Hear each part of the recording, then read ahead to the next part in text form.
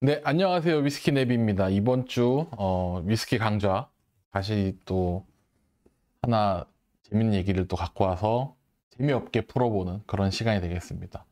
어, 제가 일전에 말씀드린 대로 저 같은 경우는 이제 현업이 위스키가 아니고 다른 일을 하고 있기 때문에 유튜브 찍을 시간이 많지 않아요. 그래서 꾸준히 평일에 짬짬이 대본을 준비해서 한 방에 몰아찍고 나눠서 업로드하는 방식을 취하고 있습니다. 지금 이 영상이 언제 올라갈지 모르겠지만 제가 입고 있는 옷을 보면 대충 언제 뭘 같이 찍었다는 알 수 있을 거예요. 아무튼 이제 이번 주에 이제 말씀드릴 내용은 요건 이제 레포트 내용을 제가 대략적으로 번역해서 설명을 드리려고 하는데, 저는 이제 이미 알고 있는 내용이지만 설명하기 쉽게 나와 있어서 이 레포트에 대해서 설명을 드리겠습니다. 이 레포트는 벨기에 사이트에서 이제 발행한 이제 레포트고요. 이게 그 쉐리 캐스크, 위스키 산업에서의 쉐리 캐스크에 대한 그런 설명이라고 보시면 될 것 같습니다. 뭐 전체 내용을 다 일일이 설명드릴 순 없고 중요한 내용만 포인트 찝어서 말씀을 드릴게요. 일단 오크 캐스크, 그러니까 오크 나무가 그 액체, 와인이 됐던 물이 됐던 혹은 뭐 위스키가 됐던 미치는 영향이 크게 보면 네 가지로 분류를 해놨습니다. 하나는 뭐냐면 이 액체, 오크가 액체한테 주는 거, 예를 들면 탄닌이라든지 알데히드 뭐 이런 성분들이 이제 그 오크 나무의 그 아로마, 그 추출물, 화합물에 이제 녹아들면서 생기는 맛의 변화가 일단 있고요.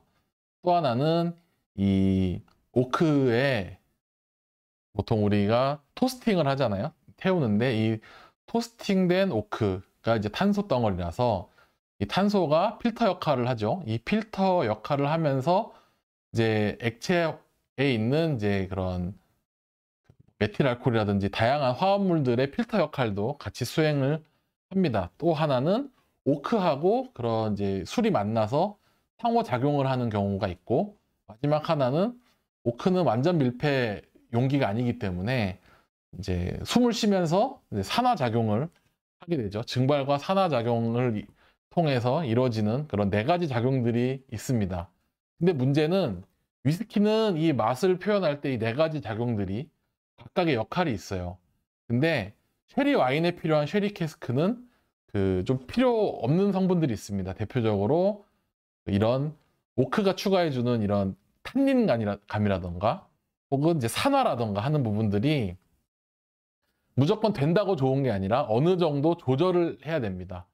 이 조절을 이제 어떻게 하느냐가 이 쉐리 와인의 품질을 결정하기 때문인데요.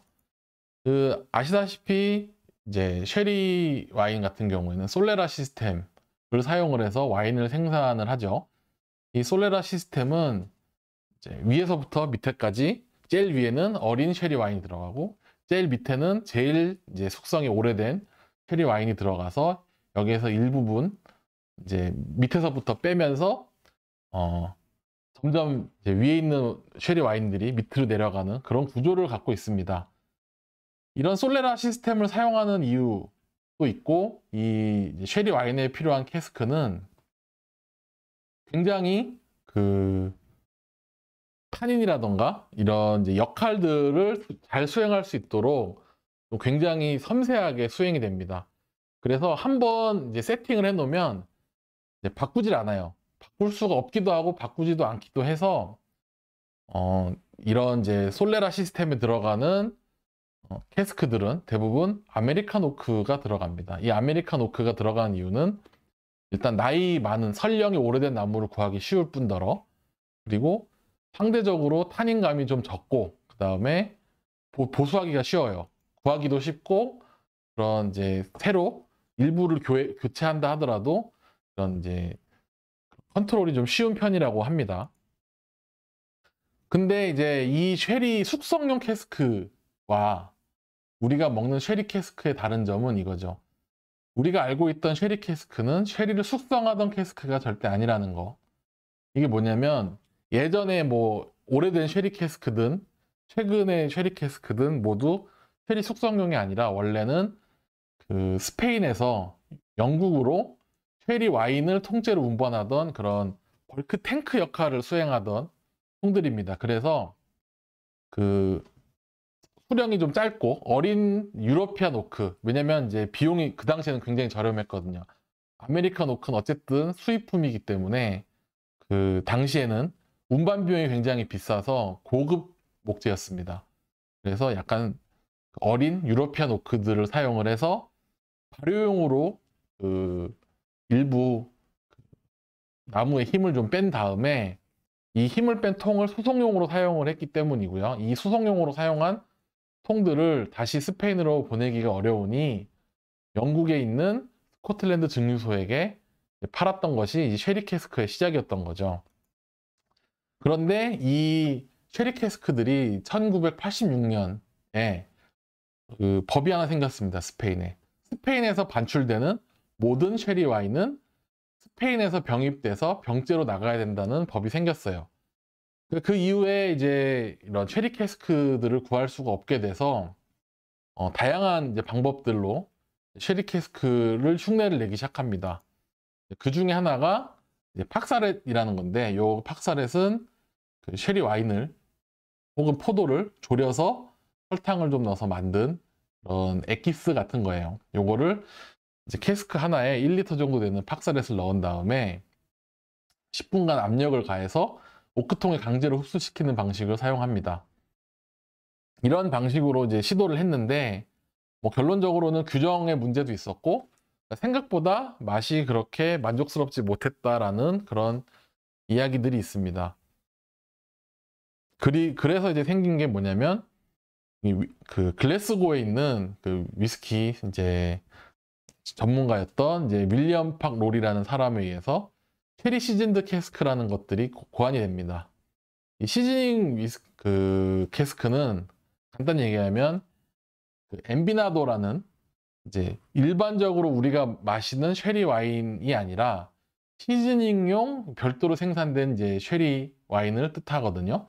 요거를 이제 새 캐스크에 6개월에서 24개월 정도 이제 숙성을 합니다. 말 그대로 시즈닝을 한 다음에 이 쉐리 와인들을 여러 번 재사용을 해요. 여러 번 재사용하다가 너무 이제 타닌이나 이런 성분들이 세서 혹은 상해서 산화돼서 마실 수 없게 되면 이제 그 쉐리 그 브랜디, 이 브랜드가 아니네요. 브랜디, 쉐리 브랜디로 만들거나 식초로 이제 사용을 하게 됩니다. 요거는 이제 뭐냐면 제일 큰 쉐리 캐스크 생산자인 그 파이즈 로바토라는 회사가 제일 큰 쉐리 비니거 파이즈 몰릴라라는 브랜드의 생산자이기도 하다는 것에 이제 더 알 수 있다라는 얘기입니다.